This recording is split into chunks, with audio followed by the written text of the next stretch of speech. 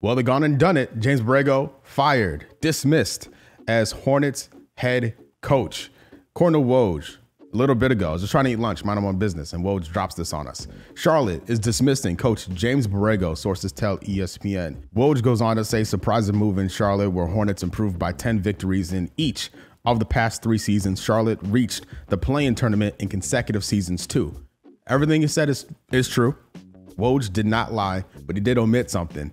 How they exited the play-in in those consecutive seasons is an issue because it's the same and both are embarrassing. This team has grown a lot with Borrego. Borrego has grown a lot with this team. It's been mutually beneficial. Kupchak, one of his first moves as GM, brought in Borrego, got rid of Clifford, and Borrego came in, and they've been linked ever since. Last summer, they extended Borrego because he was going into this past upcoming season as a lame duck coach, which just isn't good for anybody. It's not good business, right? So that piece of the puzzle isn't surprising. I think I said at the time that it's just a matter of just doing things correctly. You know, you don't want to have a lame duck coach because it sends the wrong message to him, the players, the staff, etc. So don't worry about last year. They probably still have to pay him now because of the extension, but they could have always let him go at any point, regardless. The regular season success should not be ignored. It's a big piece of the puzzle. I'm positive. I would bet money that that's something that they weighed up against, right? The regular season success versus the play-in failures. Like, how do you judge, right? Like, how do you weigh those two different results? When the results are kind of the same, it feels like you have to make a change, right? When Woj says surprising, like Woj is saying surprising move in Charlotte, I don't know how surprising it is. You know, I'm surprised it happened on a Friday. You know, I got fired on a Friday. That's not good. I hope he found out from the team and not from Twitter like Vogel did. More on him on a second. Look at all the hot seat talk around Quinn Snyder in Utah. They've done a lot in the regular season, but failed to get it done in the postseason, and he may get fired. He probably will get fired. I used this example earlier in a different video, but Dwayne Casey, you know, coach of the year, 1 seed in the Eastern Conference. They get swept in the semis, and he gets fired. No disrespect to Borrego, but I think this team as is has gone as far as it could go, right? We saw it twice now, despite the regular season success. So Borrego's future, I think he gets another head coaching job. I think the league knows how good of a coach he is, and he is a good coach.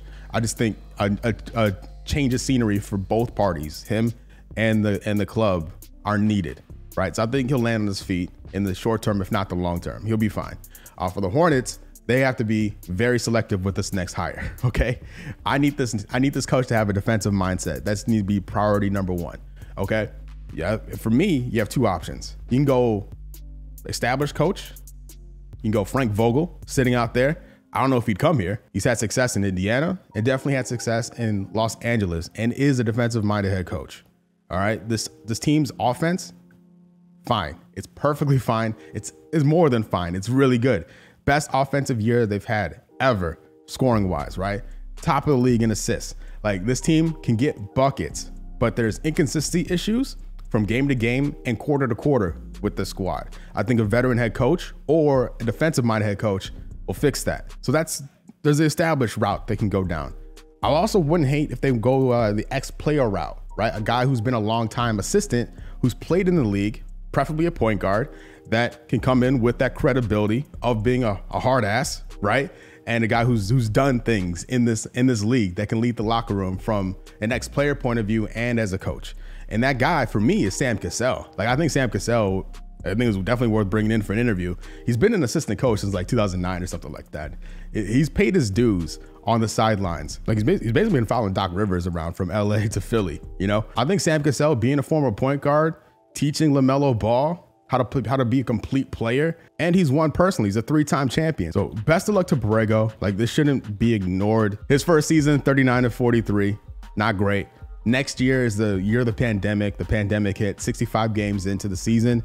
The next season, 72 games in a shortened season. No fans in the building for the first half, 33-39, and then last year, 43-39.